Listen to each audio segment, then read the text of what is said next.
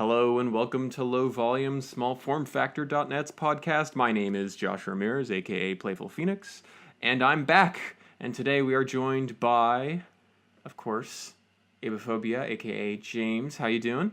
Doing good. It's nice to be back. It's been a bit of a I feel sorry for anybody listening because I think Anantech has actually put out more podcasts in the same time since our last one, so I feel bad. So I didn't even think it was possible. yeah, I did not either. But they managed to, so now we have to kind of get back to our schedule and beat them because that just can't happen.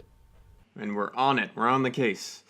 I'm also joined by Confusis, aka John. How are you, John? Better than I was. I'm alive. That accounts. Yeah, you're sick for a while. Yeah, very sick. But I'm back. But feeling better, sounding better at least. Well, that's all that matters, isn't it? Doesn't matter if I die 5 minutes after the podcast, as long as I sound good doing it. That's right. It's all Sorry, that matters. 5 minutes after editing my audio for the podcast. Yes, thank you for that. Very important. All right, so we're just going to go ahead and jump straight into the news. We got two pieces of news that we published recently we're going to talk through. The first bit, I actually edited this fairly recently, and John, I believe you wrote it. Sapphire sneaks in a Polaris-based Radeon Pro. So this is actually the first of its kind on the market, and you might would have expected, given the new technology, there would have been some sort of fanfare upon its arrival, but to the contrary, it was just kind of a silent appearance on Sapphire's website. But perhaps you could tell us a bit more about it. James brought this one up and he's like, what is this? So I did about 5 minutes of Wikipedia searching and comparing specs and whatnot and figured out it is a Polaris card. I think we figured out it was somewhere between the WX7100 and the WX5100 in specs. Yep. We think it's closer to the 7100 just in TDP. I think the clock speeds are slightly lower. Unfortunately, Sapphire got in and put their own cooler on it. It's not the pretty blue that the Radeon Pros are, which is a shame. But it has all the hallmarks of your normal professional grade cards. So it's 4 DisplayPort outputs. The PCI power connector is actually on the end, not the top. Got a tiny little whiny fan because that's how workstation cards work apparently. And yeah, it's just, I don't know why Sapphire didn't promote this. I haven't seen this on any other news website at all. There's still nothing on their front page or anything. It's just all, well, there's a card. Whoa. Yeah, but I think the most exciting part about it is that it's a single slot card. Oh yeah. And they even fit a vapor chamber in there, which is really cool. Oh wow. Though it is 140 watt TDP though, so yeah, you're right. I mean, it's not going to be quiet at full load at all. And what? How much memory does it have? Do you guys know? I'd assume at least 8. Yeah. Yeah, it's 8 gigs. 8 gigs. 8 gig GDDR5, a 256-bit memory interface, and 211 gigabytes per second. Sorry, gigabytes per second memory bandwidth. That's pretty much the numbers I was using trying to figure out what core it was based on. Yeah, I'm not sure why they're being so cagey on the core though. No, they're because completely they have rebranded. all these specs, but they say it's Polaris. They don't say. Well, they don't even say it's Polaris. I what don't it's think, based do they? on. Well, they say 4th gen GC or 4th Yeah. GCN. Yeah. Or well, they say 14 nanometer FinFET, which is obviously Polaris. But yeah, they don't say what core it is or anything, which is kind of weird. That is a bit, and just makes you. Yeah, they don't say how many cores it has at all. So it's just, I don't know, it's kind of weird. Is there a price associated with this or availability? Because that was the one thing I wasn't really familiar or aware of. Nope. That I've found so far. Huh, interesting. But relatively soon, you'd think, right? Well, you'd expect so, but in saying that it's a commercial card, so there's a good chance maybe the first few batches are just going into pre-builts. Fair enough. Well, yeah, I mean, it is an interesting card. I'll follow it just because, yeah, I mean, it's nice that it's a single slot solution, but my expectations will be that the price is going to be prohibitive to most people, especially for the performance. It's a pro card, that's to be expected. Yeah, exactly.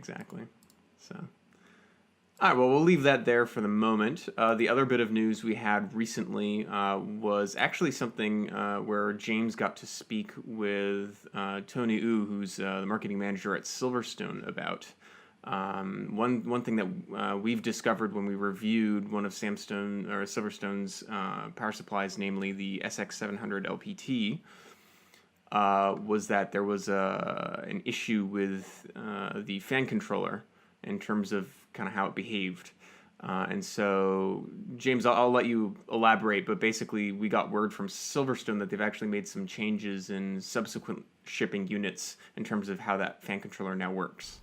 Yeah, so the SX700-LPT, which is the 700-watt platinum-rated SFXL unit from Silverstone, which came out earlier this year.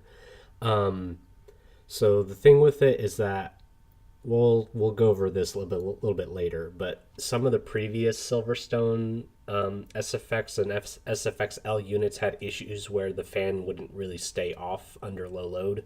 So they're semi-fanless for like the first 5 minutes you turn on the machine, and then after that the fan is just stuck on. So they basically kind of took the brute force approach with the SX700-LPT, and they have the original shipping units had a 150 watt threshold before the fan would turn on. So it was a load-based threshold, regardless of temperature. And the problem was that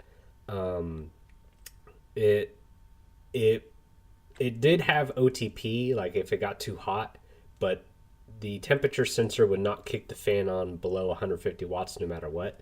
So you could get into certain situations, like especially like Tony was saying, that they underestimated the number of people who would use a 700 watt power supply to power a computer that only pulls about a little under 150 watts at load.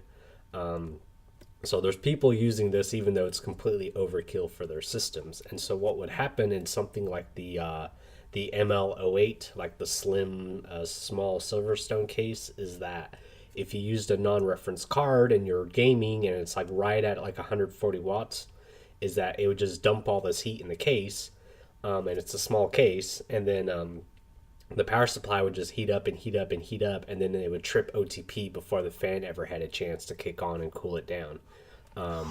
So like you'd be gaming, and then all of a sudden the system would just shut off, and then the fan never turned on. So they made a running revision to the production line, and so they have the fan set to turn on at about 5 to 10% earlier, which doesn't seem like much, but I followed up with him and asked, and he said that in their testing it did help a lot, even though it's only 5 to 10% change. But we'll just have to wait and see. But anyway, if you have one of the earlier units, which is let me see, where is it? If you have a SX700-LPT with a serial number starting with 1621 or earlier, then you have one of the original units with the original fan controller behavior.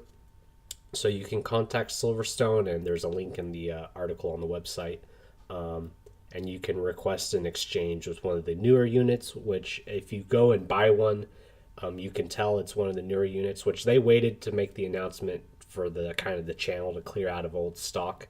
So if it has a serial number starting with 1624 or later, then you have one of the updated units. So there's nothing to change there.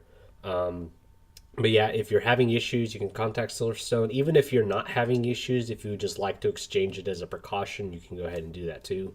So you can just contact Silverstone and get in touch with kind of like your local office, Silverstone office, and get a swap arranged. One thing though is that, I mean, they basically haven't really fixed the problem though, because I mean, I'm assuming it's still, it's going to be less problematic, but I'm assuming you could still run into situations where it would still shut off. Like now it's just like, maybe it's like, It's just it's middle of summer, your AC's not working, the ambient temperatures are really high, and then you're drawing like 120 watts now, and then you still run into this problem. So yeah, definitely if you have one of the new units like with the serial 1624 or later, and you're still having this problem, yeah, definitely chime in on the forum. I'd be curious to see if there's still issues. So did you ever encounter this in your own like personal user I experience? did. Basically what I did is that I like to check if like OTP works in these units. So what I usually do is I just use a heat gun and cheat. So I just blast the intake of the power supply with a heat gun. And then I ran into this exact thing. Is like I was at like 0% load because I just had it jumpered so it would turn on. And then I was able to get it to turn off without the fan ever kicking on. So yeah, if it gets hot enough, yeah, even at 0% load, it will shut off. So that's how I noticed. And I asked him about it, and like, it's like, well, at the time I didn't really think much of it because it was I was using a heat gun, so I was cheating. But I just mentioned to it, and so that they were aware of it. But then like other reviewers and then actual users started running into this problem with actual like systems and not just using a heat gun, and so that's when they made the change. Gotcha. Oh, well, I'm glad. I mean, I'm glad they were able to, do something about it, and it's good on them to sort of announce that and let us know so we can share it with the community and give folks the opportunity, if they have a unit that has this issue and they have problems, to contact SilverStone and swap it out for a replacement that has this update. So I guess we'll just have to pay attention and see whether or not in the real world this actually is helping folks that have self-reported issues. But yeah, I'll be really curious to see what the impact is. All right, I think that's it for the news. But for the second half of the program, we're actually going to shift into a couple of reviews that we've done. And I'm actually going to start by going back to you, John. You did a review of the Inwin Chopin. I don't know how to pronounce that. I'm assuming it's Chopin. I could be wrong. Yes. I probably am wrong. Chopin Concerto in Black. Yes. A case that you actually bought for your own personal use, I believe. Yeah. So why don't you tell us about it? I've been looking around for a case for a while. Not sure whether ones go DGPU or iGPU or anything like that. Read a couple of other people's reviews on this and decided to go buy one. And just try it out, and because if it wasn't going to work for my desktop computer, I probably would have ended up using it for a home theater PC or just a micro server. And it's really well built, especially for the price, because it's how much is it worth? It was like $90, I think. Yeah, $90 on newegg.com. I paid 130 New Zealand dollars here. But if that's including a 150 watt power supply, which is all black and matches the case. I don't even know what to say. So, but describe it first, because presumably there's some listeners that haven't actually seen it before. So, what's like the style of the enclosure? It's very what's the word for it? They've kind of gone for a semi-subtle, like gamer look, which can conflict depending on your personal taste. So it's your standard Inwin ITX very small ITX case, but they've got a aluminium shroud around the outside, much like the was it the S4 Mini? Which, to be clear, it's the NFC Systems S4 Mini, not the phone. Yeah, well. Which I've talked to Josh about that, and yeah. It's just, yeah. I mean, nothing against Josh, and I think Josh's argument is that he came up with the naming first. But I mean, at this point, I mean, I hope he comes up with something different for his next case, because it gets really confusing. It doesn't help if you Google NFC S4. Oh, I know, yeah, that too. I never thought of that. Oh no. Yeah. Anyway, go on. Anywho. So it's very small for what you can do with it, and yeah. I mean, why were you interested in it? Just the integrated power supply. I very indecisive when it comes to power supplies, and I was running the Geek A10 case for a little bit with a cheap Flex ATX power supply that I bought online used, and could not stand the fan noise of it. So I decided to go for this one because it's extra small, and it's actually not too bad, the fan noise. At full load it will whine a bit, but it's nowhere near as bad as some of the Flex ATX power supplies I've had the displeasure of using. The layout of the case is a little bit interesting. The drives sit behind the motherboard, or to the right hand side of the motherboard as it's sitting on your desk. It's kind of a hack job the way they've done it, but it does work. There's a little discussion about that in the article. They use an optical drive tray for a solid state drive mount. No comment. Yeah. Basically what they've done is in Win's ITX cases they've got, or actually their cases in general, they've got a few series where they'll have the same core chassis and then they'll change faceplates, or they'll change the paint color. So you've got like the BL series, which is micro ATX low profile. You've got your BK series, which is micro ATX full height but SFX power supply. This one is based on the BQ series, which is ITX no expansion card but integrated power supply, hence the optical tray. But you can kind of tell it's one of these cases that are built for multiple different uses, because you've got cutouts in certain areas that really make no sense. You've got the drive tray for the optical drive, and just different design decisions that it kind of looks like they cheaped out on the R&D on it, but it still kind of works now that because they've powder coated it black, it kind of hides a lot of it. Because on the other BQ series chassis, it's just your usual, that cheap grey anti-rust paint that you have on the budget cases. What else have I got to say about this thing? Power supply's got decent quality. I've had no issues with it whatsoever, and I have been loading it up quite a bit with an overclocked AMD APU. All the power supply cables are black and pretty much the perfect length for inside the case, which is a positive thing, because some of the other ITX cases you buy a SFX power supply for it and the cables are way too long. The Ravens, if I'm not mistaken, this is like the only Flex ATX power supply that's black with black cables, right? It's not Flex ATX. Oh, is it custom? It's custom, so you can't limit it if you want to replace it. That is a negative point to it.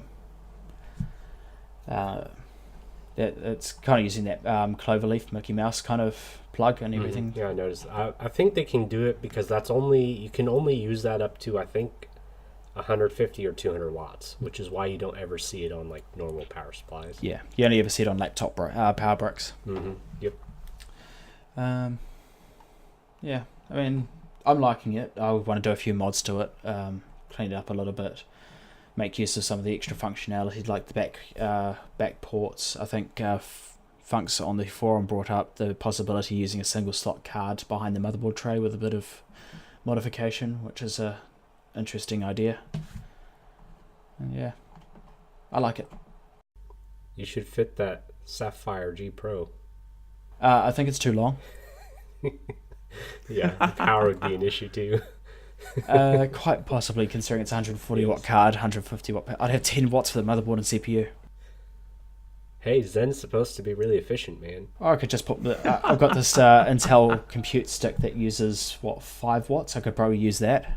Somehow break out some PCI Express out of it. Yeah. Yeah. The only major issue I'm having with it is CPU cooler height. It's got the side panel's got a big mesh panel in it, and it's kind of bulged out by about 5mm, or I don't know what's that, 1/32 or 1/64 of a foot in for the Americans. Probably completely wrong. But you're limited to a 43mm CPU cooler, which is a bit tight. So I've got an Noctua NH L9A running in it, but there's not very many other options at the moment. And yeah, done. So like overall though, are you pretty happy with it? Yeah, I'm going to keep this one. It's one of those rare. Like, I chop and change my system on a monthly, 2 monthly basis, and I think I'll be keeping this case for a while. Oh, that's great. Yeah, Yeah. Jordan, our Minecraft server administrator, came up with an interesting idea for it as well, is replace the power supply in it with the HDPlex AC to DC converter, and then a 19-volt Pico PSU for extra silence. Because there's enough at the bottom of the case, the aluminium outer shell. Yeah, there should be enough room, yeah. Yeah, there's enough room, and at the bottom of the case, there's the aluminium outer shell kind of pokes up into the metal and touches the metal. So it'll help with the thermal heat sinking of the AC to DC power supply as well. Kind of interestingly placed. Wonder if they'd thought of that.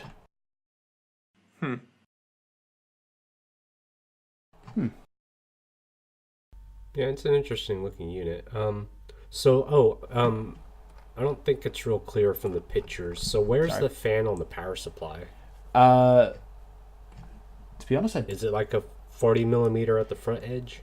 Because it doesn't look like there's room on the back of the power supply for the fan. no, there's no room on the power. There. I can't even talk tonight. One moment, please. To be honest, I haven't actually seen the power supply fan. But it does have one though, right? It does have one. I can hear it right now. Okay. Okay. It doesn't help. I'm kind of loading it up a bit. 1 second, please. I'm just assuming it's at the front edge of it. Yeah. But, 40 millimeter, no sticker visible, says Funks.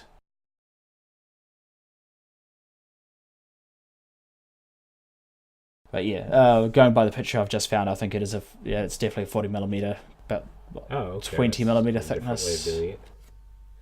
That's definitely a custom power supply, though. Yeah, but it's not too bad noise wise. It's good. Oh no. Maybe it's not that one. It's this one. That one. It's the power supplies made by a company called Powerman, which is just Inwin's branding of power supplies, but I'm pretty sure they've licensed a whole lot of technology from FSP, because they were using FSP power supplies for many years before they went and did their own brand. Well, I'm sure it's probably made by FSP, even if it doesn't say it. Yeah, I've had a look at the UL listing. It's saying it's not having any link to FSP, which is interesting. Well, the UL listing will be for whoever. It's typically for whoever sells it. Yeah. Or whoever. Yeah, basically, because we'll get into this later, but like the Lian Li units, the two Lian Li SFXL units have enhanced for the UL listing, which is kind of odd. But like SilverStone units, even though SilverStone doesn't make them, they're made by Enhance or High Power or FSP or whoever, but it'll have Silverstone for the UL listing. So I think the bigger companies will typically, the UL listing will be under their name, even though the OEM is somebody else. Yeah, it's very few with this unit, since it's only 40 millimeter, I'm not a big fan of, but I think it would be interesting to see like a Flex ATX with the fan arranged like that. So that way you could fit a larger fan in. Yes. I think there's discussion on the forum around something similar, isn't there? Yeah. Yeah, there is. It's just the problem is there's just not enough room, really. Because the internal components, there's just already crammed enough as it is. You just have a slightly longer one and fan shroud it. Yeah. Well, the problem is like making them any longer would defeat. It would make it unusable in several of the cases in development that take advantage of Flex ATX. Yeah. So, just not really much getting around physics, I guess. Damn you, physics. Yeah. Ruin my day. Make things so I hard. know. Well, there's friction and thermodynamics and all that crap. All right, well, let's move on to the next review. And speaking of physics, this is a review that the product itself survived a pretty sharp impact to the packaging, if I remember correctly. Yes. Yeah. James, why don't you tell us about this Lian Li PE550? Yeah. I don't know. I mean, kudos to Lian Li for developing. Well, not really developing, but like coming out with more SFXL power supplies to give competition to Silverstone. But they really have a little bit of work to do on kind of like the marketing and communication side of things. So the PR guy I've been talking to is several weeks ago. He's like, "Oh, are you interested in the PE 550?" Which is I guess to kind of step back a bit.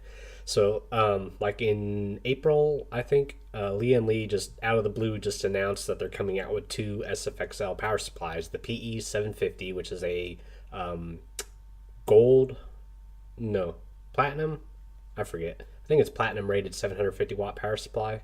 And then a gold rated 550 watt power supply, just out of the blue, just suddenly announced it. And then I bought one, the 750 watt. So I bought it with my own money and reviewed it and all that. And that was back in like April or May. And I hadn't paid attention since then, but like a month ago or a couple weeks ago, like suddenly there were like several news sites reported that, oh, hey guys, the 750 and 550 SFXL power supplies from Lian Li are now available. And I'm like, what? Wait, what? I bought it like in May. Like, what's going on? And I think what happened is I hadn't paid attention to whether they were in stock after I bought mine. But like shortly after Lian Li announced those units, I think I saw a snarky comment from Tony at Silverstone that that they shouldn't be selling these because they haven't undergone the certification yet. I'm assuming like maybe like the UL safety certification or maybe FCC certification, or I'm not sure what. So I hadn't paid attention and I can't really find any good indication of what happened to them, but I think they were pulled from like Newegg and stuff in the months in between, and I just happened to I literally bought it like as soon as I could. So I think I got lucky and just happened to nab one of them while they were still listed before they should have been. But I don't know. I haven't really found any good indication on what exactly happened in the months between when I bought mine and a few weeks ago when suddenly everybody was putting out news posts about how they're all available now. So whatever. But anyway, so I get an email from the PR guy at Lian Li I've been talking to, and he's like, "Oh yeah, we got a PE 550 available. I could just ship it to you directly from Taiwan. Are you interested?" It's like, "Oh well, sure, I'll take one. It's free, right?" So okay, well, I'll send you a tracking number when they ship it. So I've been working on other projects. I kind of forgot about it, and then just all of a sudden it just showed up from Taiwan, with no warning. So I was a bit unprepared. Because my previous reviews have been done with Sly 980s, and I've been planning to kind of revamp the power supply test rig because the 5930K and Sly 980s actually isn't enough anymore to pull full wattage from all these new SFXL units, which is really crazy. So I had actually sold one of my 980s to a friend who was specifically looking for a reference model. And I was planning to buy two 280Xs because those things draw 300, almost 350 watts each at full load. So two of those puppies, and I should be able to load any SFXL power supply that's coming out. So it kind of caught me in a bad moment when this thing came in, because I hadn't got a hold of the 280Xs yet, and then I was down one 980. But luckily there was a second, it wasn't a matching one, so that caused some issues. But I was able to borrow an MSI gaming 980 to finish the review. But that aside, so anyway, so this thing just shows up out of the blue, and Lian Li used the power supplies box as the shipping box. It was just wrapped in plastic with the customs declaration and the shipping label on it. So it arrived a little bit rough looking. Yeah. So yeah, if you look at the review, you can see the picture of the box. A chip in its shoulder, if you will. Yeah. Just a flesh wound. Just a flame. Yeah. But I let him know. I gave him feedback that, I mean, it didn't cause any damage because luckily the power supply itself was packed in closed cell foam. So the power supply itself survived, but it's like, I mean, it works, but it doesn't really look pretty for the pictures. So they may want to box it up next time they send power supplies to reviewers. Anyway, so yeah, I get it. It, like, externally, it looks very similar to the PE750. It has kind of like the concentric square vent pattern, which looks interesting for the fan grill. But one, I mean, of course, it's only 550 watt instead of 750 watt, like the other unit I reviewed. It's gold rated instead of platinum rated.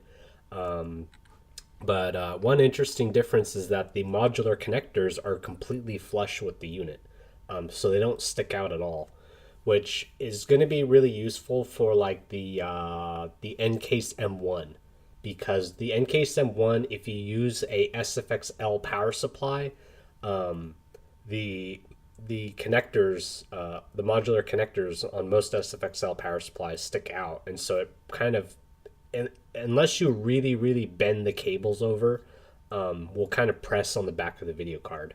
So with this one, since they're flush, that shouldn't be a problem, because the cables on this one are the same, like really flexible type like are on the SilverStone units. So yeah, like on the N-Case M1, if you use this unit, though, I don't know if I would recommend that for other reasons we'll get into, but at least as far as fitment goes, it shouldn't have any issues in the M1. So anyway, other than that, like, it comes with the power ATX bracket. Cables are basically the same lengths as the PE 750. Interestingly, though, it has the same number of connectors on the power supply, other than it doesn't have the 4-pin auxiliary to the 24-pin for voltage sensing. But like, it has 4 accessory connectors and then 2 PCI Express connectors, but it only comes with 3 accessory cables. Like, there's 2 SATA, or 2 strands of SATA and 1 strand of Molex and floppy, and then only 1 strand of PCI Express, which has 2 6+2 connectors on it. But there's 2 there's 2 PCI Express connectors on the power supply. So if you got another one of these cables, which they're mostly have the same, they basically have the same pin out as the Silverstone, so you should be able to use the Silverstone cables. And I say should, because the voltages are the same, but the actual like pin to pin arrangement is slightly different on this Lian and the Silverstones, which shouldn't matter, but I would always recommend double checking before like just swapping out cables so you don't like fry something. But anyway, if you get another cable, like, you can hook up, you could get like 4 6+2 PCI Express power connectors in the end, which is perhaps a bit more than I would want on a 550 watt unit. So I don't know, it's just weird that they have the connector on the power supply, they just left it there, but then like they don't have a cable for it. But anyway, so yeah, let's see. Yeah, power supply physically looks nice. Fangirl looks interesting. Connectors are flush, which is nice. But when I started testing it, the thing is that I'm really, kind of like I mentioned with the Silverstone, is that like Silverstone has had issues with the semi-fanless mode on some of their power supplies, their SFX and SFXL power supplies. And the issue that they have had is that they're not really semi-fanless for very long. Like, they're only semi-fanless for maybe like 5-10 minutes, and then the unit warms up, and then the fan turns on, and then it never turns off. Like, so it kind of defeats the purpose. Like, it doesn't turn off the fan until you turn the computer off. And the reason they do that is that they use simple fan controllers that just have like a thermistor, which is just a resistor that responds to temperature. And so as the temperature of that thermistor changes, which is usually just hooked up to a probe somewhere, like stuck to a heatsink or whatever, so the unit, as the internals of the unit warms up and the temperature changes, it increases the voltage that goes to the fan. And so usually what they do is that they have they're usually really simple systems. So the voltage starts at something that's below the fan's starting temperature, and then they have it tuned so that when it hits a certain temperature, it also hits the fan's starting voltage, so it turns the fan on. But it's just a really simple system because basically as it gets warm, temperature or voltage goes up, and then the fan turns on eventually, and then fan speed increases as it gets hotter, and then at some point it'll reach equilibrium, so the air from the fan will cool off the thermistor enough that it'll stabilize. But the problem is like typically it doesn't ever cool off enough to shut the fan back off, so it's only, yeah, like I said, it's only semi-fanless for like 5 minutes, and then the fan's just stuck on until you turn the machine off. So unfortunately, the PE 550 displays that exact same behavior. Like it's very much like the SilverStone SX700G in the way it behaves, which was rather disappointing. So the fan itself, it's a 120 millimeter by it's a 15 millimeter thick one. It's actually different than any other SFXL power supply though, which is kind of unusual. I thought it was interesting. So it's different than the fan used in the PE 750, and it's different than anything used that Silverstone has used for any of their SFXL units. So I'm not sure why they went with a different fan, especially because in the pictures on the website, which is just another little thing that Lian Li just needs to correct, is that on their website, on the pictures, it has the same fan as the PE 750, but the actual unit has a different fan, so there's kind of an inconsistency there. So what do we know about the fan that's in use? It's a fan. It's a globe fan. Are you a fan of the fan? No, not really. So, like, this is like, we were kind of talking in the chat before the show about how, like, fan specs really suck for consumer fans. Like, you can never find a good pressure curve for consumer fans, and industrial fans are usually a lot better in this regard. The problem is like power supply fans are like really the exception to that. Like you can almost never find any specs for power supply fans, which is really weird. So there's no specs on this thing anywhere that I could find. I mean, it's a globe fan, it's a sleeve bearing because it says right on the sticker. The model number is a S120-1512HB. So I'm presuming the S is sleeve 120 millimeter by 15 millimeter thick, 12 volt, and then the HB, I guess, is like denotes this particular unit from the others. Usually the last letters are usually like the speed. So like H would maybe indicate that this is like a higher RPM version, and they may have like a slower one.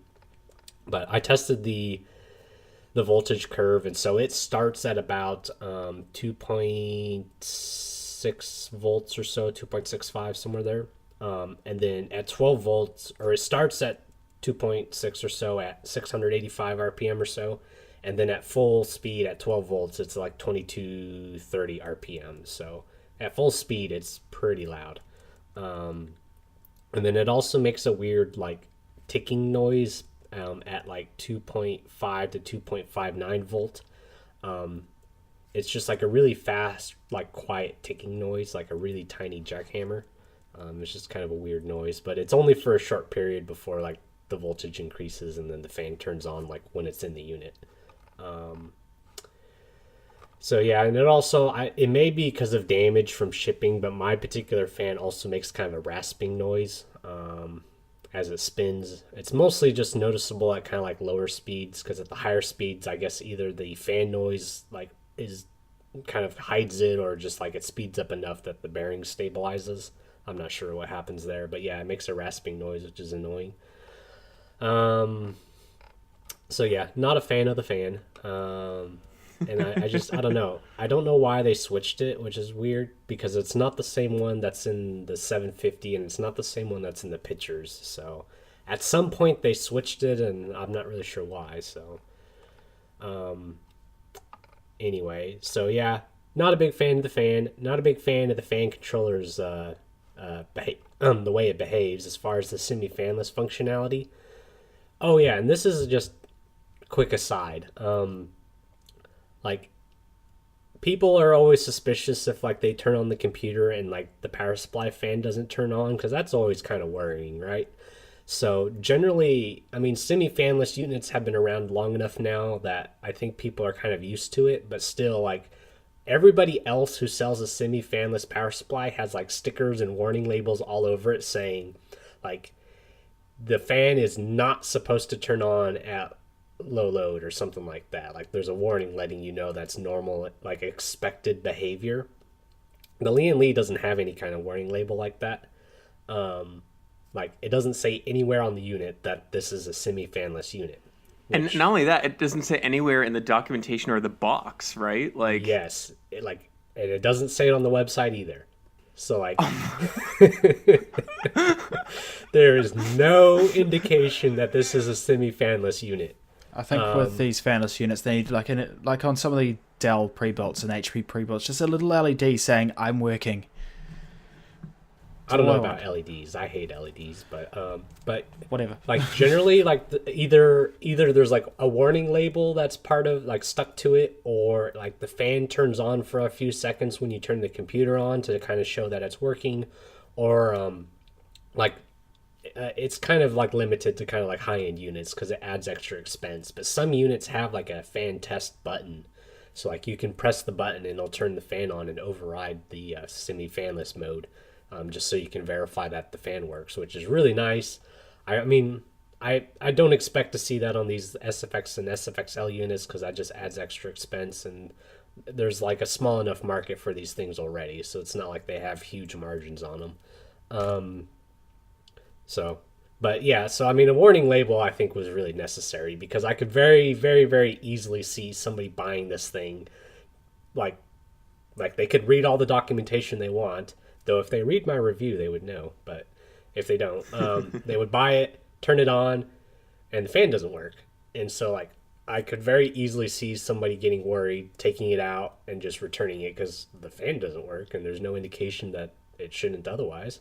And the other thing is just this kind of like another little mistake that I hope they kind of correct at some point is the front of the box says SFX. Like, it just says SFX on the box. So that's another thing is, like, I could easily see somebody, like, if you buy it online, it says SFXL, I think, and you can look at pictures. But I could easily see somebody buying it just because it says SFX, like, on a store shelf, not knowing, and then, like, using it in a case that actually does need SFX, and then, like, they open it up, and it's SFXL. It's 30 millimeters longer. So it's another little thing that I hope that they fix. So, yeah. But so what's your overall opinion on this, then? I don't like it. Just be perfectly honest. And it's really mostly down to the fan. I have a SilverStone SX600G, and it served me well. It powered my system for like a year and a half until the better stuff came out. But that's one thing I always hated with it, and I just kind of put up with it because it was literally the only option at the time. Is that, like I said, it's just... the semi-fanless function doesn't work. Like, it works for the first couple minutes, and then it turns on, and then it doesn't shut up. And then it was particularly bad on the SilverStone because it was an 80 millimeter fan. Here it's a 120, so it's better. But it also, like I said, it makes that like kind of ticking noise right before the fan turns on. And then the other thing is that the fan itself, like in open air, starts at about 685 RPM. But in the power supply, once it starts, it's usually about 800 RPM, which for some people, that's basically silent. For me, it's very much audible over the rest of the system at idle, even though it's like a reference 980. So that's not like super silent in and of itself.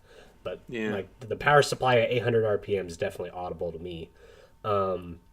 So yeah, the fan doesn't stay off for very long. Right before it starts, it makes a funny ticking noise, though it's not that loud, so it's not like a huge deal. But then once the fan turns on, it's definitely audible at idle. At load, it's okay because, like, at least for me, I have a reference 980, like I said, so that thing's definitely not quite at load.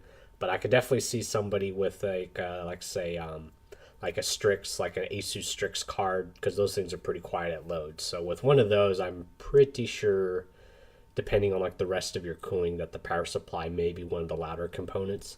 So at least from a noise perspective, I'm not real fond of it. And then so like when I took it apart, I found out why. So like I said, the connectors on this thing are completely flush with the unit, which takes up more space internally because like obviously because there's like the connectors don't stick outside of it at all, so that means the entire size of the connectors are all like housed inside the unit. Mm-hmm. Yeah, when I took it apart, I realized why they were able to do that, and also why the fan behaves the way it does. Is that this is this SX600G. It's the same enhanced electronics platform as the SX600G. They just put it in a bigger case, and they put better capacitors on it. But otherwise, it's the same thing. Right off the shelf. Right Yep. off the shelf. I mean, Wow. yeah, I mean it does have better capacitors, which is nice because the SilverStone got kind of knocked on that in the reviews for using kind of maybe what are considered subpar capacitors. So this one has, at least what I could tell from for all the electrolytic caps, they're all Japanese. I think all the electrolytic caps, yeah, they all are Nippon Chemicon, so it's a Japanese one. Oh. They're all 105 degrees Celsius rated, so that's Yeah. nice to see. They're kind of like the high temperature versions. So that's really nice. So that plus the bigger fan plus the roomier housing, there shouldn't be much in the way of like failures due to heat on this thing. Because the SX600G is a really cramped unit. Plus it had an 80 millimeter fan, plus the less than stellar caps. So I could see there being like heat issues with that. So it shouldn't be a problem here. But I mean, this is exactly why the fan does the way it does, is because it's the same unit, or at least the same platform. So, yep, that was disappointing. So, yep. If you didn't like the way the fan behaved in the SilverStone SX600G, then don't get the PE 550 because it's the exact same behavior. Basically, what it comes down to. Yeah. I mean, I'm trying to consider who would want this. Like, who would want this? I don't know. I mean, it is a 120 millimeter fan, so I mean, it does have that going for it. I mean, it's not the greatest fan in the world, like I said. At least mine, which maybe mine's just damaged because of shipping, makes a rasping noise. But I mean, for people who aren't as sensitive to it at like 800 RPM, like if your ambient noise is such that you can't hear it at 800 RPM, then yeah, it would definitely be a big step up over the SX600G, because that has an 80 millimeter fan, so at full load that thing's whining pretty loudly. So yeah, at full load, if you're not so concerned about low load noise. But on the other hand, I mean, it's a 550 watt unit. The Corsair SF450 is less wattage, but I mean, for any reasonable ITX system with a single video card, even 450 watts should be enough. And it's definitely quieter, definitely at idle.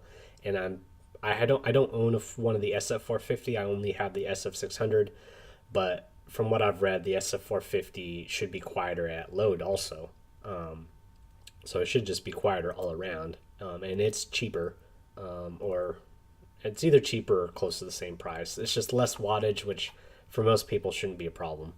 So yeah, so that kind of takes care of like the kind of like your typical ITX build. But on the other end of the spectrum, if you do have like dual GPUs and you do need the higher wattage, then I mean, they are more expensive, but you do have like the SF600 and then the SX700-LPT and then Lian Li's own unit, the PE750, which I think are all better units than this. I mean, they're all more expensive too, though. So, like, really, the only market I really see for it is just kind of like this weird, like, in between. Like, you need more than 450 watts, but you're on a budget, and you don't care so much, I guess, about idle noise. Like, to me, that's the only market for it, which is kind of like a really weird, narrow market. So yeah, I'm not sure who would really buy this, honestly. Um, but yeah, Lian Lee, if you're listening, do not take that as an indication that you should just discontinue this thing. Please make more SFXL power supplies and bring more competition to the market. Just my 2 cents.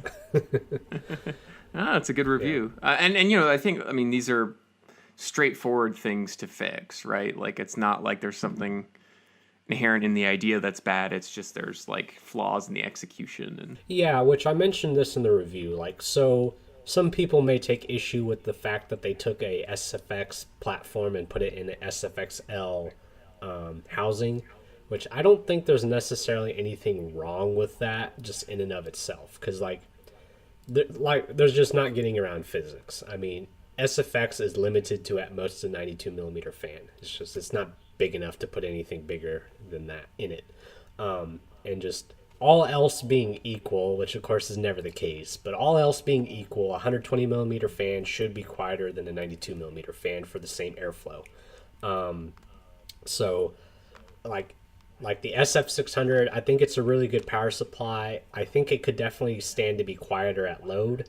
So, I mean, I wouldn't be that much opposed to Corsair just taking it and then putting it in a bigger housing, just like Lian Lee has done, to make an SFXL version with like a good 120 millimeter fan. Like, I think that would be a really good unit. So yeah, there's wasted space inside of it because it's only SFX PCB inside a SFXL enclosure or a chassis. But I mean, if they do it to get the bigger fan and make it quieter at load, I think that would still be a good product. So I don't have anything against Lian Lee for doing it. I'm not fond of the platform that they chose to use. all right, I think that's a solid review. And with that, we are going to wrap up the show with the oh Lord. All right, breathe in, breathe out. The freaking fantastic, functional, feisty, fully flavorful, fabulous favorite form Fred of the fortuitous fortnight. Whew. Whew. I think I got that right. Yep, Thank you. did. Thank you. The photography and camera thread, which was started by, I believe, Intoxicated Puma a while ago, and it's kind of been ongoing, but and this perhaps surprises none of us because I think we have all done a certain amount of photography in our own lifetimes. There are a decent number of folks on the forum who, beyond their interest in computing and small form factor computing, also are interested in photography and cameras and doing fun things with them and traveling with them and all of this. So Confusis recommended that we take a peek at this one for this podcast. I posted some photos a while ago of the first trip I ever took with my nice fancy camera, which was a month-long excursion throughout Nepal. But it's been really neat to sort of see all the hardware that folks have and the pictures they've been able to get with it, especially since lots of the folks that are in our community actually live abroad and aren't based wholly in the United States. So, good recommendation. Yeah, and this is kind of just true of not just SFF, but like any kind of like hobbyist oriented forum or community. Like if you're into cars or you're into just water cooling or you're into just whatever, I think like photography is a big part of it because like really any good project needs good documentation. Like you could have the coolest project in the world, but like if all you can do is describe it, then it's definitely not going to be as interesting. So yeah, I think good photography, I think, kind of plays into any interesting project. Which, for of sure. course, I mean, it's kind of sucks because if you have an expensive hobby, then getting an expensive camera to document it on top of everything else is not always an option. But yeah, it's been kind of interesting seeing what all different cameras and lenses and stuff people have. Yeah, so what do you have, James? So I have a Canon T2i, so it's kind of an older unit at this point. Actually, when I bought it, it was already like outdated, because I think I bought it when the T4i just came out, so it was already 2 generations old. But I mean, really, it's still a nice body as far as the DSLR part of it goes. And then I use my favorite lens is the Canon 60mm macro lens. It's an EFS lens, so if I ever upgraded to a full frame body, then I wouldn't be able to use it anymore. But the price was good, and it is super sharp. I love how sharp it is. It is a prime lens though, so that does kind of limit it. It's definitely not a good general purpose lens. So like if you could only own one lens and you wanted something kind of like you could just use for everything, I would not get it. But for like product photography that I normally do, then it's really good because it's not a big deal if I have to move in and out closer to the subject or not. But yeah, I love it just because of it. It's really sharp, plus it's really flat. Like there's almost no distortion at all, which is really good for product photography because like you want your straight lines in the product to be straight lines in the photograph. You don't want any barrel distortion or anything like that going on. Because I mean that's correctable, but that just adds an extra step. Plus it just reduces the image quality. So yeah, really love that lens. It's just really nice. But it definitely has its limitations though. Like it is 60mm, but then it's on a crop factor. Like T2i has a crop factor of I think 1.6 or 1.3, I forget. So yeah, if I have to do a picture of anything big, I definitely had to stand back quite a ways, and that's problematic sometimes, which is especially like if I run into this all the time. Like if I want to take pictures of like the accessories stuff comes with, like the power supplies come with, like I have them all spread out over like kind of like my little table, but then I have to like stand way back and put the tripod up really high to be able to get it all in a single shot. So yeah, I really want nicer lenses, but they're so expensive. Yeah, they are. Yeah. It's funny. I was having a conversation with a friend, showing them my camera because I have a Olympus OMD M5, which I love. It's a micro four thirds camera, and I have two lenses with it. One of them is the one that came with the body, which is just a very basic zoom lens. I forget the apertures, but the second one is a Panasonic prime lens, which I love. It's great for street photography, similar to what you're describing about your lens. Like it's very little distortion. Everything is really sharp. Has a nice big aperture, so it's really great for lower light photography, and obviously it makes sense for portraits. And so I was like extolling the virtues of this lens and how I tend to prefer to use it. And my friend is like, "Oh, but you can't zoom with it, right? Like, and that's kind of impractical." I'm like, "Sure, you can zoom with the prime lens. You just have to zoom with your feet." Yep. But in a sense, like having that limitation in a lot of contexts is actually sort of a good thing because it forces you to be a bit more thoughtful and creative in how you compose the shot, which really can make all the difference in a lot of circumstances. Because I don't know if somebody has done this, but I think it would be really interesting to have like a something like Instagram or whatever that's very like photo focused. Like it's just it's really some kind of social media platform that's really heavily based on taking pictures.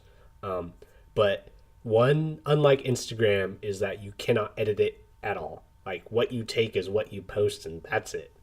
So I think it'd be interesting to kind of just force people to be more thoughtful in their like composition and stuff, because you couldn't like crop it or edit it or adjust the contrast or anything after the fact. It'd just be whatever it was. So I don't know.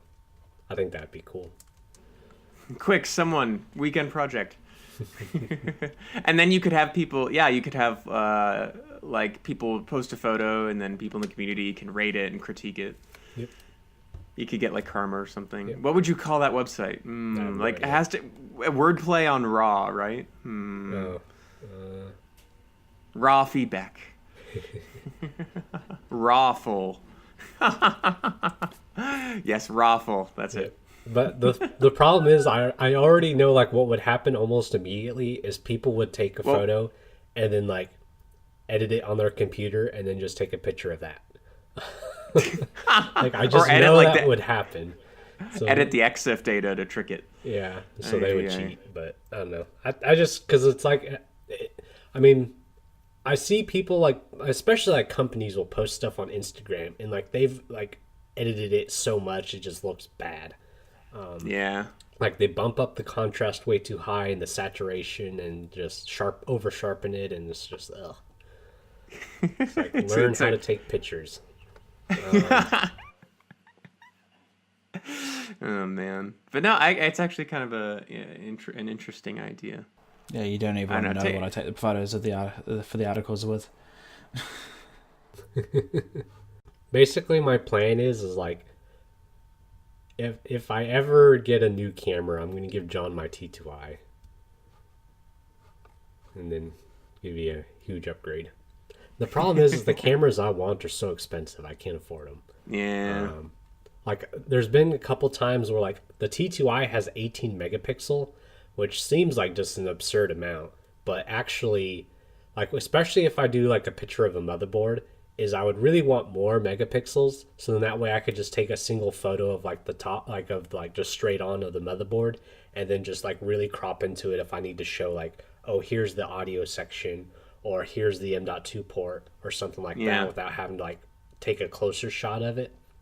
So I really want like a 1D or a 5D, but that's like a few $1,000s just for the body, and then I'd need lenses on top of that. Yeah, you'd be. Yeah, see, that's a step up. That's a step up in quality, but it's also like a step up into the next digit of pricing. Yep. Oh yeah, Jord posted in the chat about the Hasselblad, or however you pronounce that. So that's a what's called a medium format camera, which most people probably aren't familiar with. But basically the sensor, like the actual digital sensor, is physically the same size as a what is it? Like, I'm showing my age. I don't know about the film, like what the size of film cameras are. Yeah, that's it. So what it is, the sensor is physically as large as a 35 millimeter film, like frame of film. So it's a huge sensor. I mean, like, it's just humongous. Like, if you think about, like, compared to like a smartphone camera sensor, which is probably like what, maybe a third of an inch square or something like that. So this is 35 millimeter square. Or not square, but yeah, they're humongous. So anyway, they're super expensive. Like $20,000, $30,000, $40,000. And interestingly is that I once somewhere I was looking at some Asus product or a motherboard or something like that, and I just ran across like the press shots for it. And they had the original EXIF data on it still, which normally those get all stripped out when you like process it through Photoshop or whatever. But these shots for some reason had the EXIF data. And Asus's product shots are done using not a Hasselblad. It's I think it's a Japanese company. I forget the name of it. But they also make medium format cameras, and it's like, I looked it up. It was like a $40,000 camera. So yeah. So if you're wondering why like big companies' products always look so good, is because they spent literally as much as a car on the camera.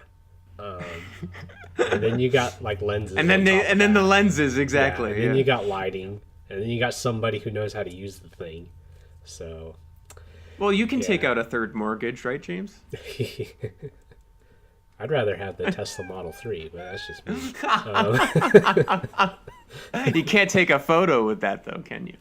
Nah. Well, no. I just need another mortgage so I could take a photo of it. With fourth mortgage. Yeah.